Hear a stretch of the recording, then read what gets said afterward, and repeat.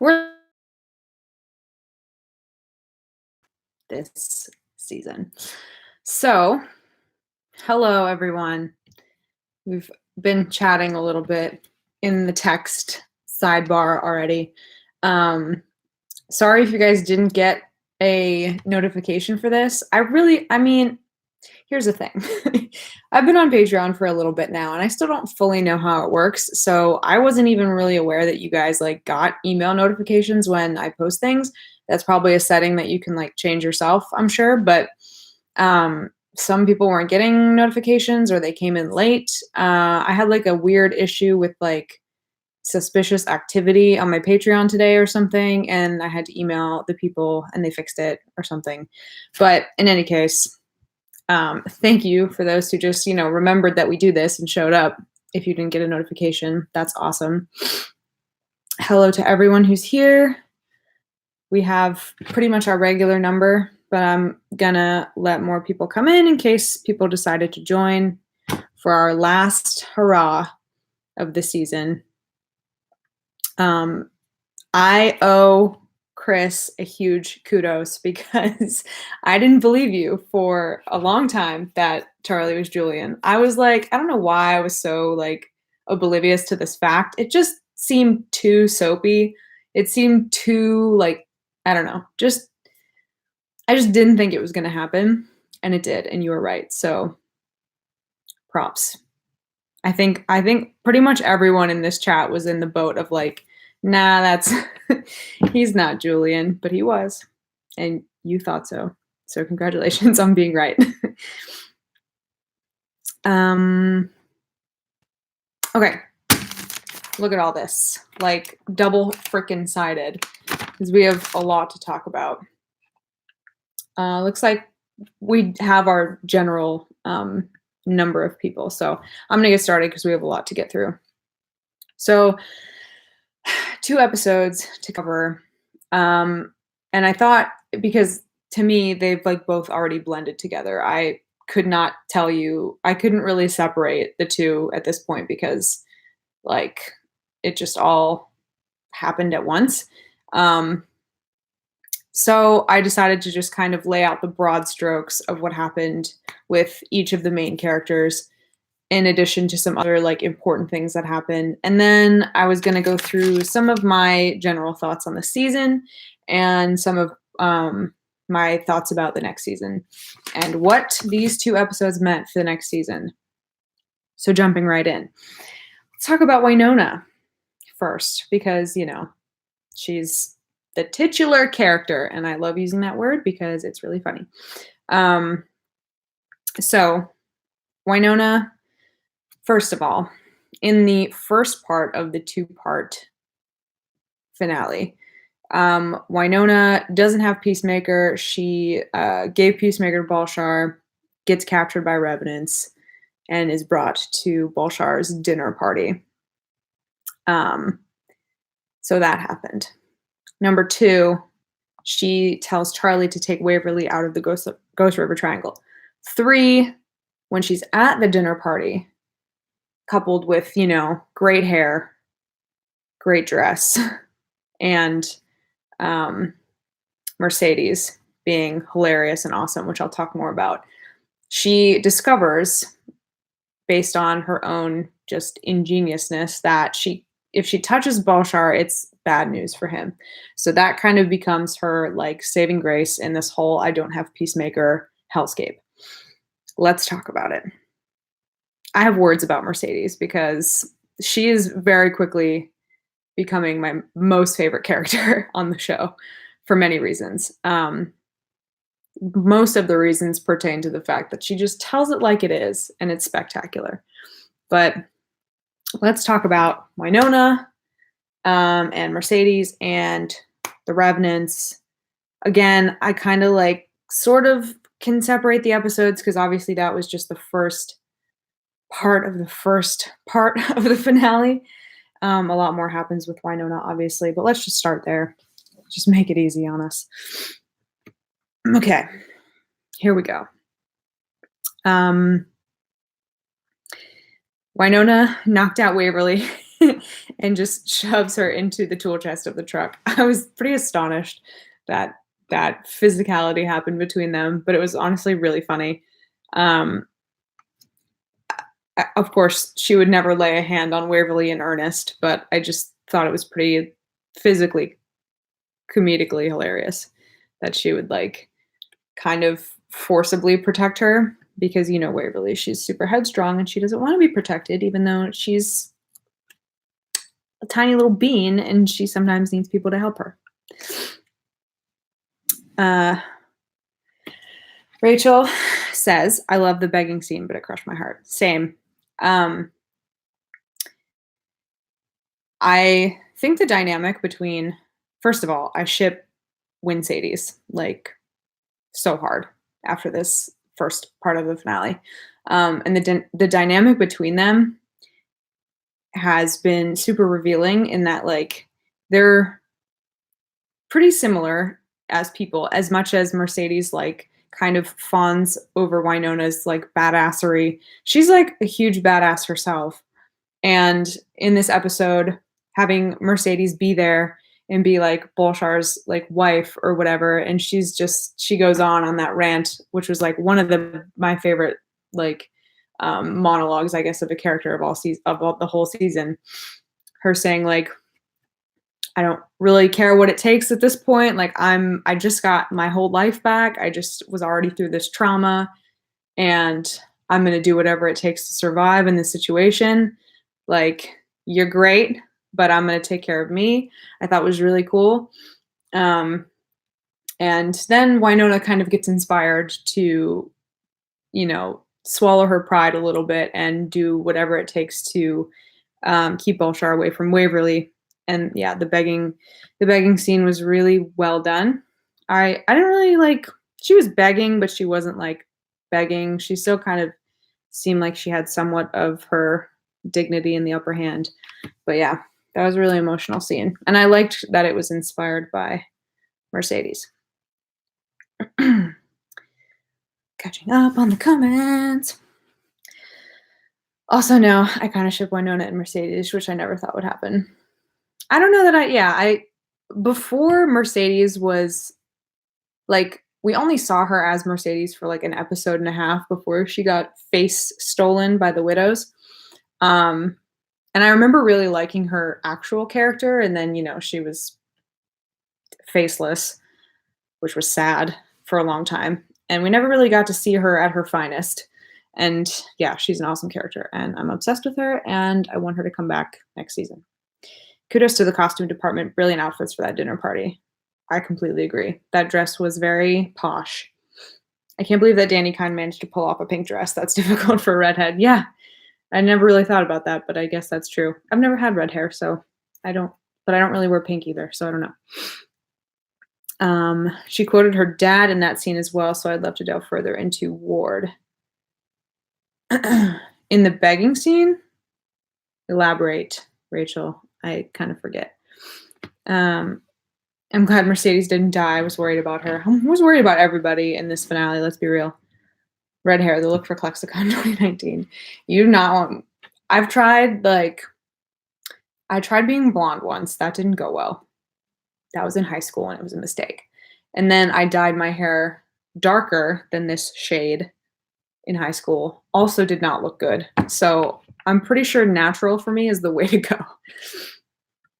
No, the scene where she locked Waverly up. Oh yeah. Okay. In the truck. Yes. That's it. Yeah. They never really talk about Ward that much, which is odd. Like, they have obviously delved way into their relationship with Mama, but they did a lot in the first season, I guess. They talked a lot about Ward and the whole, Winona killing him and all that. But yeah, not so much anymore. Okay, so later, the second half of the finale, gosh, I literally can't even remember. And I wrote stuff down, but I can't really remember what happened. So Winona figured out that she can touch Bolshar and it would be bad for him. She escaped the dinner party with a band of revenants and invites the revenants into the homestead, which was an awesome turn of events. And I loved her like Keira Knightley Pirates of the Caribbean style speech standing on the table. It was very rousing. And it was pretty awesome that it was like something I didn't expect and didn't really know that I was like waiting to happen. And then suddenly like the enemy of my enemy is my friend happened, and she got just an army of revenants together. So yeah, that's where we left that episode, I believe, is that they were walking down the street in that awesome just mob of people. So I thought that was really cool. Rachel misses Willa. We know. I don't. Sorry. The cliffhangers were brutal with this finale. I have to wait forever to find out what happened to literally everyone but Wynonna and Nedley. Yeah. We'll talk more about that. I just realized Mama and Charlie never met, or else she would have recognized him. Yeah. Again, the whole Charlie being Julian thing like was so soapy. And I was surprised that it actually happened, but like to think that, yeah, Wynonna was just sleeping with Waverly's dad, and her mom also was in love with this guy, but he was like ageless pretty much because he's an angel, obviously. So I guess they don't age. I wonder if Mama will be back next season. I actually wrote that down as like a question that I had for next season. Will Mama be back? I would think so. She wasn't around for very long the first time. Rachel, we can fight. Let's fight. I had canon that Ward's dad was a really great man, but the Revenants still got him in the end. Ward was crushed by the thought that he had to face the Revenants when he wasn't that good. I want to know how the heir was never a woman before Wynonna. Like, what the hell? That seems highly unlikely, but whatever. I did like Charlie more when he was Julian. Yeah, me too. I just never disliked Charlie. I just didn't really know what his deal was, and now we know. And he was like great as Julian for the 5 seconds that he was Julian. Okay, let's move on to Waverly because we're already talking about Charlie. So the whole first episode was her spending time with Charlie after Wynonna tells him to take her out of the Ghost River Triangle, realizing that Charlie was in fact her father, aka Julian. They were in the greenhouse for a while, and Doc was like blood crazy for Charlie's blood, so he was after them. Charlie ends up like karate chopping him into the statue where the spare sword was. I was very confused at this point because there were 2 swords, and one of them was Peacemaker, which was already in the stairs that Waverly pulled out later. But there was an extra sword, but they didn't end up using it except for when Wynonna was fighting with it. It was all convoluted. Kind of lost me in the middle there. But yeah, so Waverly, there was that way hot scene that we can also talk about, which this is the second almost proposal / subtextual proposal that happened, because there was the first one where like Nicole found the ring in the muffin and she was kneeling and Waverly thought it was a proposal, and then there was this like conversation where she put Bolshar's ring on Nicole and it was like basically a will you marry me, but she never said yes, which really reminded me of Sanders, and I was triggered. But anyway, let's talk about Waverly in the first part of the finale.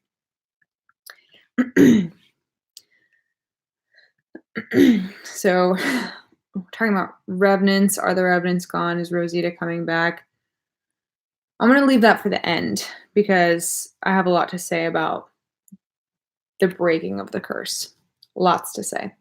I kind of hate that I knew he was going to die in the finale. Would have loved Julian to stay for longer. I actually, I really like Charlie as Julian, and I wish that, but of course Waverly can never have anything nice, can never have anything good happen to her, except for, of course, Nicole Hott. So that was unlikely that he was going to stick around once we found out that he was her dad. Watching Waverly get sucked into the garden was hard to watch. Yeah. Again, like, the episodes are very smushed together for me, so Waverly eventually obviously ends up at the stairs because Jeremy synthesized the thing that would prevent the beekeepers from seeing them because they had to get to the garden um, to do something again. So, like 2 hours of television is hard to recap and remember. But yeah, she got sucked into the Garden of Eden. Now we don't know if she's okay.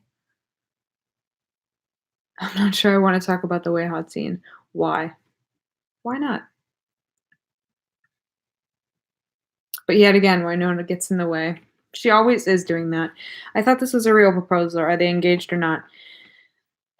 It wasn't very formal, but it was definitely insinuating that it was a proposal. I don't want Way Hot to be engaged just yet.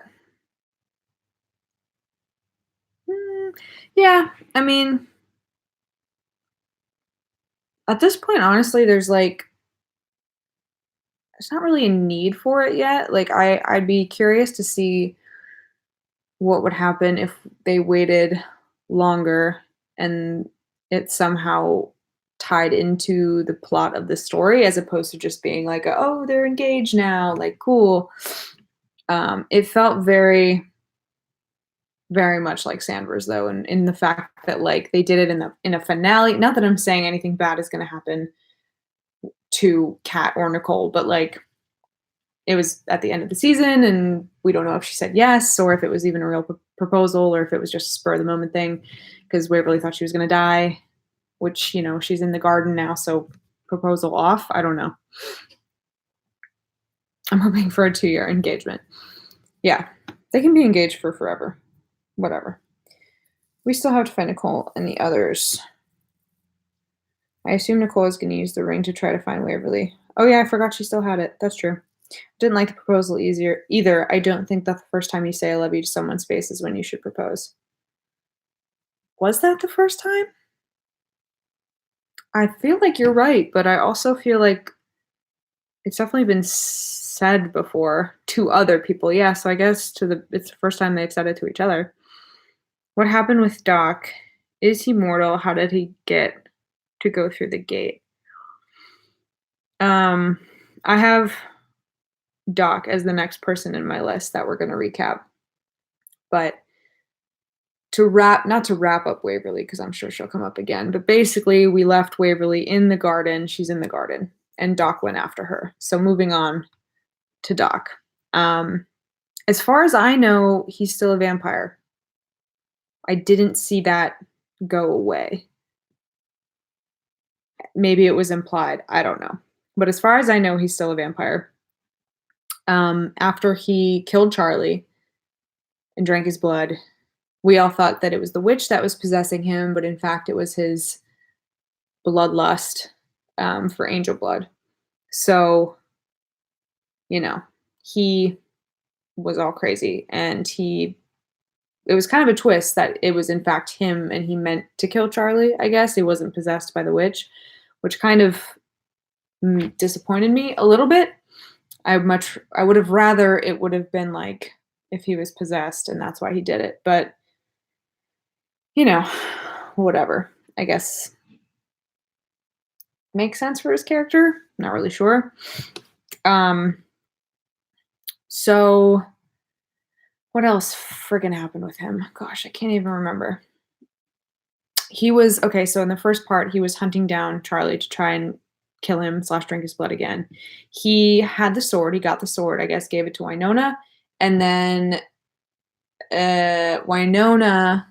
And this part I thought was hilarious and awesome that they did this because with the back and forth between them, again, like it's always kind of hard to gauge where Winona and Doc are at in terms of like trusting each other or if they're fighting or if they're on good terms again, whatever. So at this point, I was still under the impression that Winona was still angry with Doc for becoming a vampire, which she was. So in that conversation in the barn, she handcuffed him inside the barn so that he couldn't follow her, which was unexpected and very much also another reference to Pirates of the Caribbean with, Jack Sparrow, Elizabeth Swann at the end of the second movie, if you're a fan, because I am.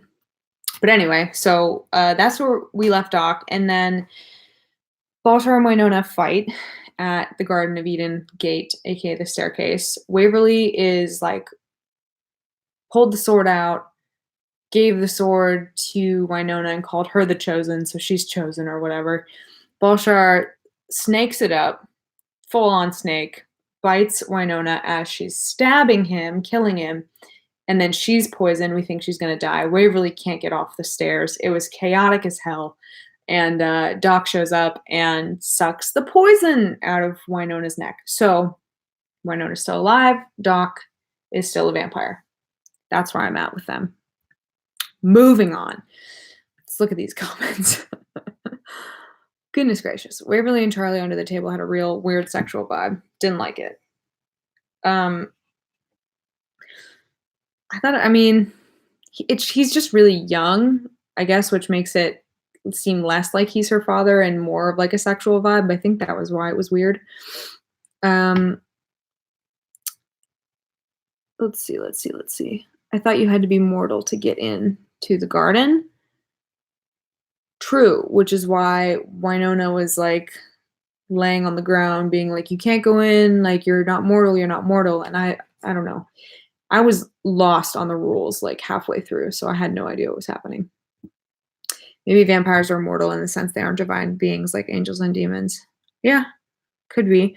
I read a recap that the name on the wall of the homestead who took everyone. Oh, Valdez. I didn't even write that down. Totally is a black bag agent from the comics. Yeah, I think I knew that was a comic reference, but I have not read the comics, so I didn't know who the hell Valdez was or why. He took Nicole, right? He took Nicole or something. Oh my goodness, I can't remember. I'm gonna say it. I didn't like Vamp Talk. Sarah, neither did I, for many reasons. He glamored the couple, yeah, and then him and Kate. Kate showed up again. She was back, and she got shot because Doc shot a cop, and then also her. My goodness. It's like he turned back to the Doc in season 1.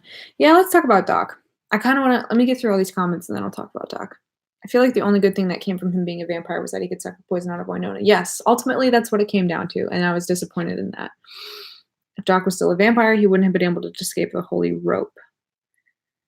He had to have help. What did she not just handcuff him to the thing? I kind of missed what he said when she asked him how he got out of the handcuffs or whatever. I guess something to do with the holy rope. What was the rope? I can't remember. Julian said that Doc wouldn't have been able to hold the sword if his soul was completely compromised. Can you tell I'm so lost right now? Man, why do I even host these chats? You guys should host them because you know more about this than I do. Could Waverly's tears have something to do with Doc being able to go into Eden? Oh my god. That was like such a minor detail that if that's true, I'm going to be upset because it wasn't very obviously placed so that we knew that that's what was happening. I will be upset if that's true. Peacemaker is still a sword, I think. I think that's where we left that. Winona still has it.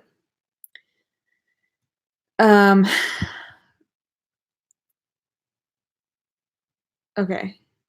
Valdez is a woman. Cool. Another female character. Love it.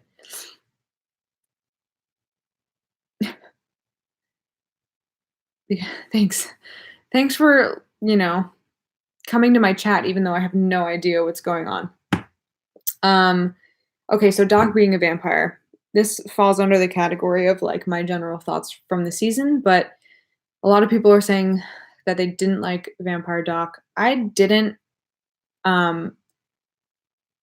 He had like before he was a vampire, he had his own like arc of being, Wyatt's right-hand man and then being immortal, and then losing that immortality. And it was just like there was so much left of that arc to be explored that all of a sudden it was all undone with the fact that he was a vampire for a season. And the way that it was done like wasn't different from like any other vampire story that you've ever heard. Like he still, I guess obviously you can't really deviate from canon when you have a vampire storyline. Like they're gonna struggle between like killing humans, drinking human blood, and getting it from other sources. That was obviously some of his story. Um, Dealing with immortality, although I guess it was kind of unique in that he was trying to regain immortality, so that was a little bit different. But yeah, it kind of turned him into this weird, aloof, like back and forth between like being very crazy and like bloodlusting and being just like depressed and weird.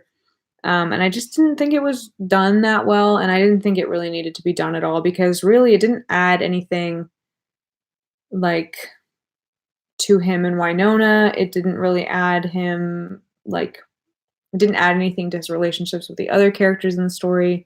And I was really looking forward to seeing how like losing Alice and losing his immortality was gonna maybe help him into like a different hero arc in this season, but it just kind of got knocked off the table and never happened. So he was just too back and forth as a character, and I just didn't really enjoy it. And I didn't really enjoy like how all the characters had to like deal with his vampireness.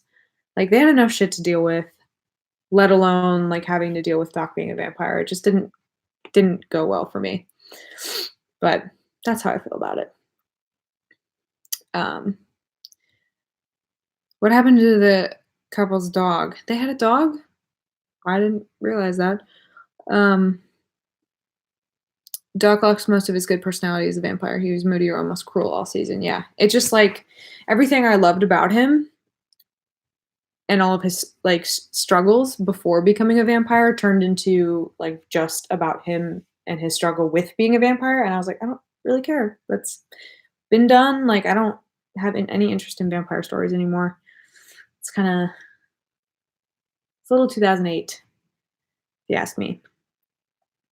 Um, okay, so we're on the topic now of why Winona couldn't get into the garden and Doc could.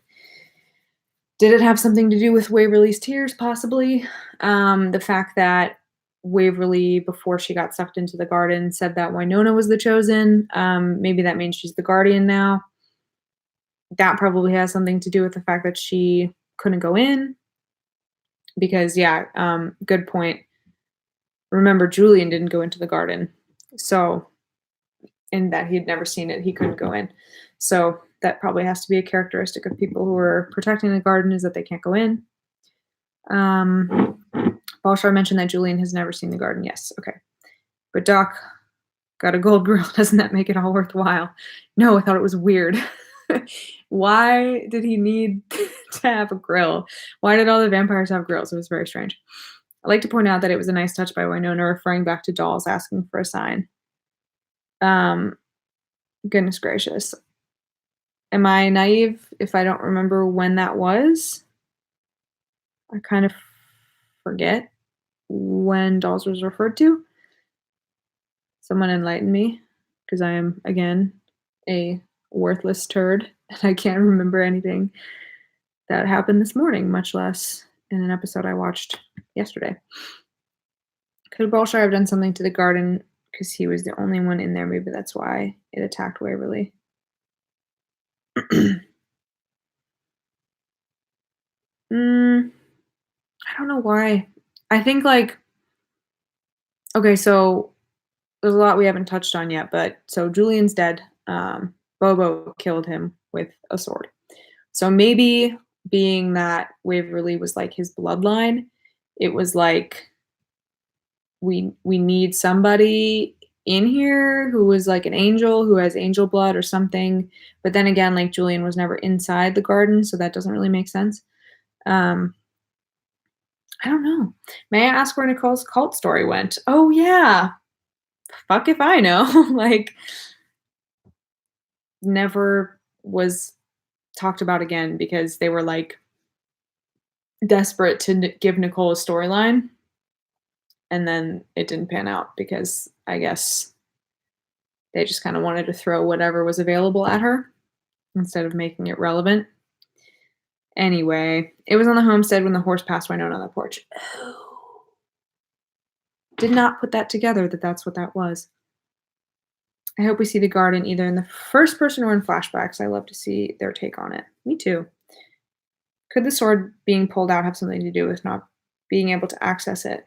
Well, my understanding was that the first sword that Waverly pulled out, which was not the duplicate backup sword, was Peacemaker because Balshar already had it, and that was the key to getting into the garden, right? Because he like put it in there. Um,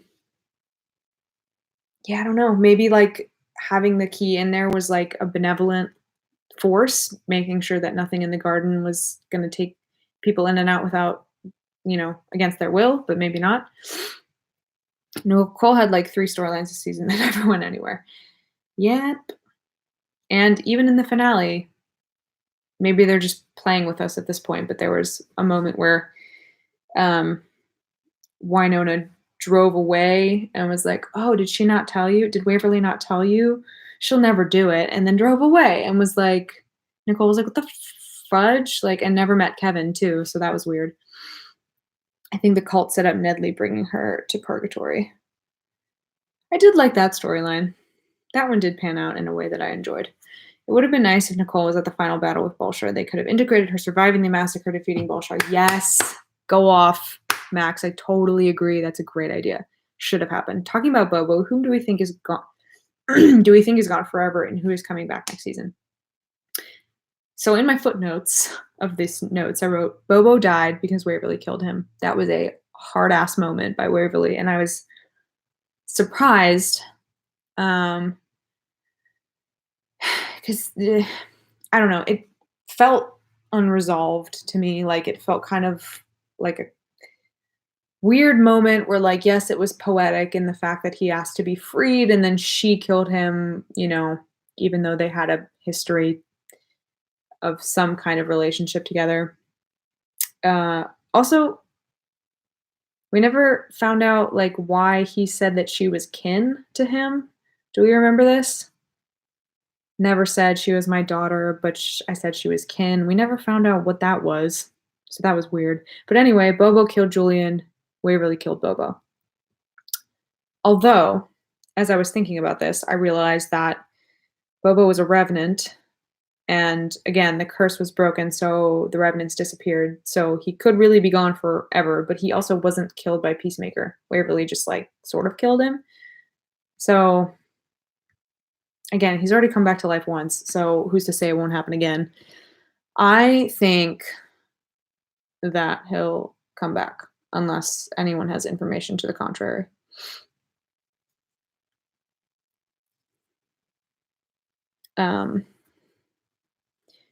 I'll miss Bobo, the evil villain that we all love to hate. I actually was really like on board with him turning a corner and like joining their little group. And it's always fun to see like a once enemy join like the main, good group of people. So I would have liked to have seen that. And, for him to have like normal clothes, like wear a sweatshirt, get rid of that fur. It's probably dirty. You haven't washed it. I think whoever Blue Peacemaker killed leaves the door open for those people in season 4. Could be. I still don't know what Peacemaker's colors mean. I mean, we've speculated for sure, but I need to see a hot family member next season. Yeah, where the heck? I mean, we've barely seen the Earp family. We barely saw Mama this season, so maybe it's too much to ask to see someone from Nicole's family. But maybe if they're engaged to be married, people will show up. Who knows? I read somewhere that Emily said Bobo is probably gone for good. I could also see that. I could see him coming back and I could see him not, because at this point, I feel like his usefulness and his relevance to the storyline has kind of run its course. It seemed like they were trying to insert him into places that like he didn't really belong. And maybe if he was like more relevant to the world of the story still, it would make sense. But like, since he's no longer the main villain and he didn't join the group as one of the good guys, he was just kind of in limbo. It makes sense that he wouldn't come back, I guess, unless they really decided where they were going to use him and what they were going to use him for. Bobo is gone. The actor says goodbyes on Twitter. Okay, cool. He's gone. No more revenants means no more Rosita. Um, I don't know. I have a hard time believing the curse is actually broken, and I'll go into that in a second.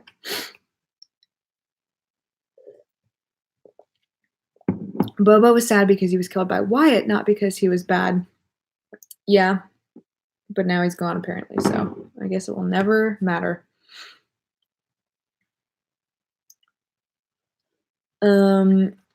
What about Robin? Bobo said he was of Bolshar when he was coughing up dirt. What's that mean for Robin? Robin just suddenly stopped coughing up dirt. Like, I feel like there's a lot of loopholes that weren't closed, and even even like the fact that there were so many things that were unresolved, there was still so much packed into the last 2 episodes that I'm almost like, are they trying to do too much? You know, like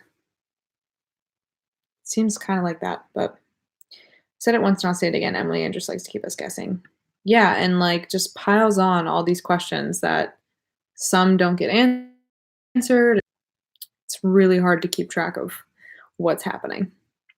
What about the trees that Bolshar made? Yeah, like if Bolshar's gone slash dead, defeated, like is the curse of whoever was going to become trees broken, and the people who were turned into trees, is that curse broken?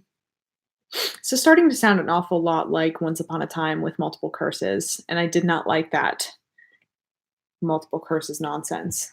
Let's handle one at a time. No overlapping curses. No, thank you. Good night, Rachel. Thank you for joining us, though. Always enjoy your input. But, you know, if you guys are awake right now and you have to go to sleep, I urge you to go to sleep if you feel like you have to. Did Nicole say last season that she hasn't talked to her parents in forever? If that's true, it'd be interesting to see one of them show up in purgatory. She did say that. Yeah, it sounded like she was kind of estranged from her parents, so that might be kind of cool. And it would be even more cool if they showed up and were like some kind of supernatural thing. Or had, you know, maybe they're magicians. Who knows? Maybe next season is magician season instead of vampire season. Rachel just hashtag Matt Archer. I know, I'm getting to it. I'm trying. Okay. Nicole is somebody we haven't covered, so since we're sort of talking about her now, let's go over it. Again, the main broad brushstrokes were that in the beginning, she was helping evacuate the town. They get assaulted by this group of beekeepers and she gets stabbed. So she's like fighting for her life, unbeknownst to Waverly, which stressed me out. Charlie saves her, and in saving her, uses up like the rest of his magic or something and can't use the ring, which is why he ends up dying. Yada yada. That's the chain of events. So she gets saved, she's okay, and potentially is engaged. That's where I left Nicole, and I'm sure I forgot something, because obviously a lot happened. But yeah, she didn't show up at the final battle, which was kind of annoying, but also in a way I'm glad it was just Waverly and Winona. It made it more emotional, I think. Danny kind of needs to be a series regular. Hells, yes, she does. I'm fully on board. Nicole was given so little in the finale. She got stabbed and Waverly didn't see her, which I hated. Yeah, a lot of people expressed their disappointment at the fact that there was that one-way hot scene, but it was really rushed and like there wasn't a whole lot of them interacting, especially considering they were both in mortal danger and Nicole was dying and Waverly wasn't there. So that wasn't cool. Nicole will go ballistic when she finds out that Waverly was taken into the garden since no one tells her anything. I want her to go postal next season for real. I want her to like go rogue and try to get Waverly back, and like she's mortal, so she could go into the garden. I want that to happen. I want her to just totally go off on her own and be like, screw you guys, you didn't tell me a goddamn thing, and I'm going into the garden to save Waverly. I wonder if that will be on Nicole's conscience next season. It could cause tension between her and Waverly. Yeah. I don't know. I feel like they've gotten through worse scrapes than a little bit of dishonesty, but also I think they should start telling Nicole stuff because why wouldn't you? Dark Nicole. Oh my god. I don't want to go to like dark willow places with Nicole for sure, but I definitely want her to kind of like break away and just show people that like she's capable. Let her in on some stuff. Everyone at my finale party screamed when Nicole got stabbed. Yeah. She got freaking shot in the finale 2 seasons ago and everyone freaked out. Like, she's always just getting hurt, but then she's okay. She's the impenetrable lesbian. No pun intended. I want Nicole and Winona to have a knockdown drag out fight about that. Yeah, leaving her out. I don't know who's like the main culprit of always leaving Nicole out of things. I feel like it's Winona, but it's everybody. Doc was supposed to get Waverly into the barn, and he never did. When?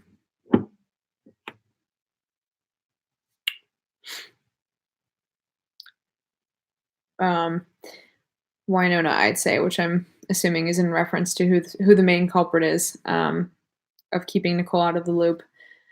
I think that Winona is so damn protective over Waverly that she, on some level, like, kind of like wants to keep her safety like to herself and like keep Waverly to herself. So like she's kind of remiss in like sharing information about Waverly even to Nicole. Um I don't know. It might be like a psychological sister thing. Who knows? She didn't even tell Nicole about Kevin. That's true. Yeah. Whew. Okay. Um this would be a good time to, since we have a little bit of time left. Whoa. That was my computer charger. Since we have a little bit of time left to go over general thoughts on the season as a whole and also what we're expecting from next season. So I actually liked this season better than season 2, but not better than season 1. So season 1 was like baseline, it's what we all fell in love with when we started watching Winona Earp. And season 2, I feel like each season we've kind of gone further away from that like core season 1 feeling. But season 3, this one felt more like season 1 than season 2 did, if that makes sense. So the widow storyline in season 2 kind of like in the dark in Gooberly just kind of didn't interest me as much as this whole like biblical weird Waverly's an angel thing, which now that I'm thinking about it, if Waverly's so angelic, how was she able to be possessed by the goo in season 2? Close that loophole, my friends. Close that loophole.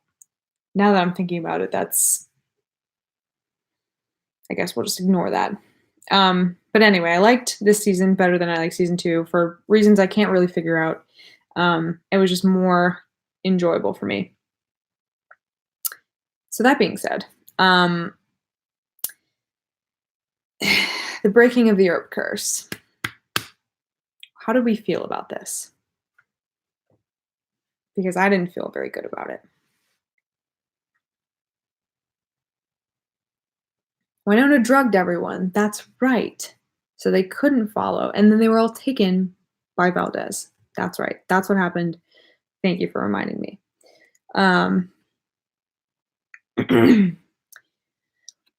Season 4, full female lineup. Winona, Waverly, Nicole, Mercedes, Valdez, and Rosita. Let's do it.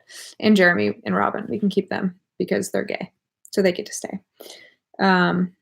Rosita is a Revenant. Aren't they all gone? I'm going to guess that all the things that have been touched on thus far will be given more time in season 4.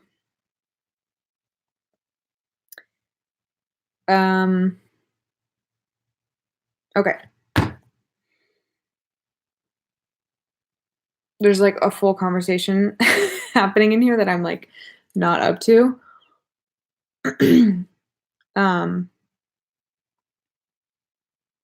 Anyway, I guess what I will say is that I liked how season 2 and season 3 were kind of one big story, and that the widows and raising Balshar and then having season 3 be all about the risen Balshar was actually really fulfilling. Um, I like when all seasons of a show kind of have a through line going through them, and they're all kind of the continuation of the same story, as opposed to something like Once Upon a Time where, it's just like, okay, there's a different baddie every season, and every season feels like its own standalone thing. This one felt really complete in that season 2 really like drove season 3, and season 3 seems like it's really going to drive season 4. Though I can't say that with full confidence because it seems like once the Garden of Eden is figured out, that's going to be dropped also in favor of something else. So, but in any case, I liked that part of it. But what I didn't like was how the herb curse was broken. And in being so in love with season 1 and in love with the premise of the show, it was a really tangible goal that Winona had, which was to break the herb curse. And I kind of thought that that was going to be like continuously on the back burner in the back of our minds for the whole show. Like for every season that followed season 1, like we were going to come to the end and the conclusion of the show would be the breaking of the herb curse. And to have it be broken by like no effort of Winona's, no like check boxes of like, okay, Revenant's killed and been put back to hell, like, okay, check, check, check. And now the curse is broken. Like it was just broken just because. And that was really disappointing as something that we kind of it was like a rule of the world that like the curse would be broken when she sent all the Revenants back to hell. Like that was the show. And it was just abandoned. Like I'm sure for the sake of some big dramatic thing that's going to happen in season 4, but I really wish that it hadn't been broken. And I don't know, it just felt like a really like big letdown of like something that could have been really cool to resolve in the way that we had like learned about it, which was for her to kill all the Revenants. But what did we think about that? I think that it's good as the curse is gone because I don't want to have to watch Winona hunt down all 77. I don't know. I didn't like the way that it was done. I kind of would have liked to have I'm a person that likes to check boxes, and what the show's premise was the curse. And having that be gone just feels kind of like we're unanchored and floating in this territory of like, well, now anything, anything can just be broken and there's no rules. Like anything can happen, which I like there to be some structure and some amount of rules to world building a show. Maybe season 4 will be about bringing back the Revenants because Winona said it herself, she's nothing without them. I think that the curse is not broken. I think that I don't know. I don't know. I want it to be back. I want the curse to still be intact. And I want her to have to complete her like trials, which are to hunt down whatever remaining 77 Revenants there are. I want that to happen. But that's just me. The curse being broken almost felt like an afterthought. Yeah. It almost was like offensive how much of an afterthought it was. Since the curse is broken, I want Winona to apologize to Rosita for how she treated her. I just want Rosita to come back, personally. A lot of thoughts and threads in this season going places. That scene where Doc is walking up the stairs and the acoustic version is playing is great. The acoustic version of, is it called Tell That Devil? I think so. It was great. I love that song. We all love that song. Hello. Did she get Peacemaker back? Peacemaker's still a sword, and she still has it, I'm pretty sure. She had it, like, when Doc saved her from the Balshar poison. How does she turn it back into her, trusty gun, though? That's what I want to know. Okay, so basically the last thing that I was going to even bring up was about season 4 and what I think is going to happen. I've speculated on every season since season 1 ended about what was going to happen. and I've been wrong every time. So I'm not going to get hung up on any one thing. I think if history repeats itself, um, the first half of the season or less is going to be about getting Waverly out of the Garden of Eden. I think that in doing that, it's going to trigger something that fills out the back half of the season.